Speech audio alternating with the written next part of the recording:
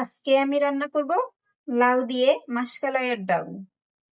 মাসকলাইয়ের ডাউল রান্না করার জন্য এখানে আমি ডাউলটা আগে কিছুটা পানি দিয়ে ভালো করে গুলিয়ে নিয়েছি।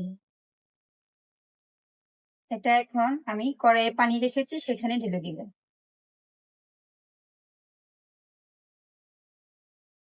এখন দিয়ে দেবো লবণ,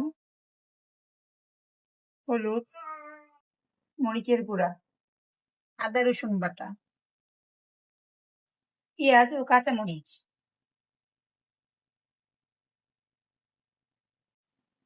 এখন দিয়ে দিব কেটে রাখা লাউ।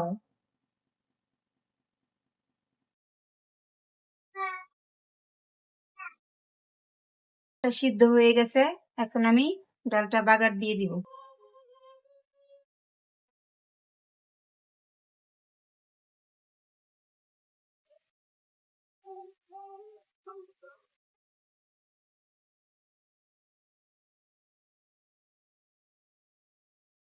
এখন ধনিয়া পাতা দিয়ে দিবেন।